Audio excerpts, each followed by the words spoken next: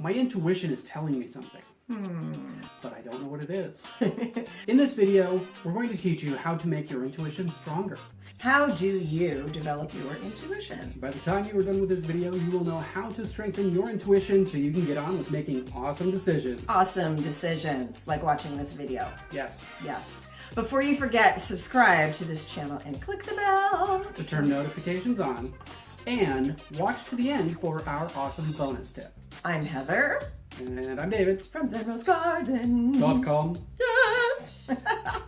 I have a PhD in spiritual and natural healing. David is a master hypnotherapist, as well as a certified metaphysical teacher. So let's get started. Let's get started. Let's get started.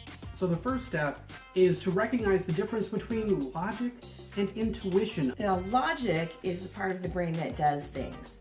Intuition is the inner knowing, the part inside of you that just knows things. Often there's this battle between logic and intuition. And that happens when logic tries to take the lead. See, logic isn't very good at doing the job of intuition, but logic is good at doing the steps. Sometimes things can look really good on paper, but that doesn't mean it's the right decision. We once had a friend who really loved her career as an airline stewardess. She loved it, loved it, loved it, but her parents kept bugging her to be a doctor. It looked really good on paper. Wasn't necessarily her happy place. When she finally decided to let go and let her intuition lead, everything opened up. The moral of step one is to lead with your intuition and let your logic make it happen. So let your logic and your intuition play well together. So if this is already blowing your mind, drop a truth bomb in the comments. Truth bomb. And be sure to subscribe, hit that like button, and turn on the bell. Are you looking for a sign? Because the answer is already inside of you. You already know. The first step is realizing that you're asking the question. So ask yourself if you're asking the question in the first place. I'm just saying, are you trying to convince yourself of this answer? If you are, you might be overthinking it. So if you know, you just know. So trust your gut. Trust that first impulse. Trust the first impulse. So if you keep asking, am I right, am I right, am I right, you might actually be wrong. You're just trying to convince yourself that something is right when you know in your heart it's not. Or you might be trying to talk yourself out of the question. Is this the right guy for me? No. Are you sure? No. Are you sure? No. Are you sure? No. Are you sure? No. Are you sure? No. Are you sure? No. So if you're asking if it's the right guy for you, Over and over and over again, you know if it's the right guy for you. you wouldn't have to ask the question if you already knew. So make sure to hit that like button down below if this is resonating with you, and drop a truth bomb in the comments with the greatest piece and part that you've noticed so far. Understanding the difference between fear and intuition. Sometimes we get an intuitive vibe, but it scares us a little bit. Well, somebody once said, if it doesn't scare you a little, it isn't big enough. So it's true that you can be scared and excited at the same time.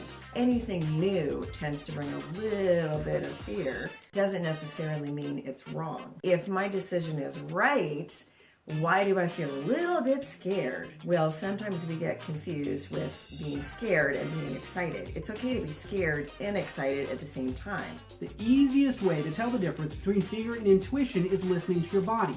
If it's coming from fear, it's going to constrict you. It's going to make you feel heavy. It's going to make you feel scared. It's going to not really fit right.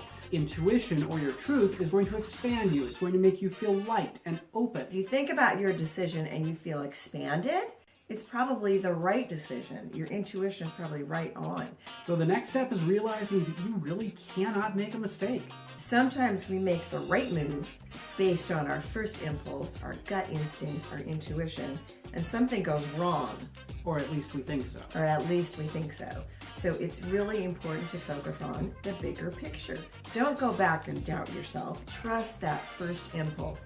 Because the universe just might know better than you which direction gets you to where you want to be. Don't panic if you've made a decision based on your intuition and it just seems like, oh my gosh, I made the wrong decision. Have faith. All roads lead home as long as your intention is right. And let that guide you, one step to another step, one choice to another choice, and you will get there. So calm down.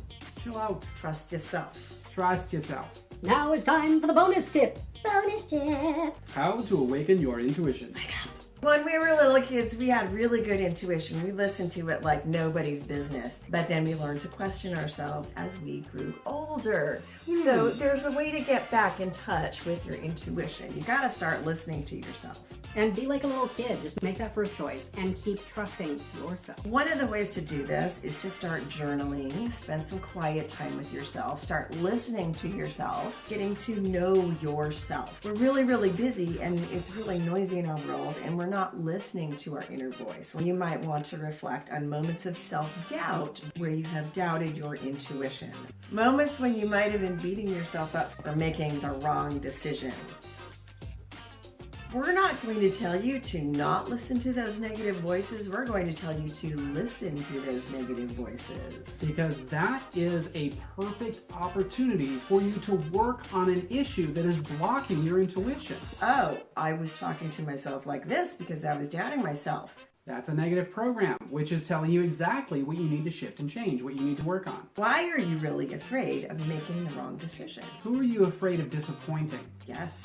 And who is really going to criticize you if you make the wrong decision? Ultimately, that's still all you, up in your own head. Stop judging yourself and start trusting yourself. If you listen to your negative inner voice and hear what it's trying to say, you just might clear away some clutter that's blocking your intuition. Think about this. Would you talk to your own best friend the way that you're talking to yourself? When you are healing from negative self-talk, which is a huge block to your intuition. Become your own best friend.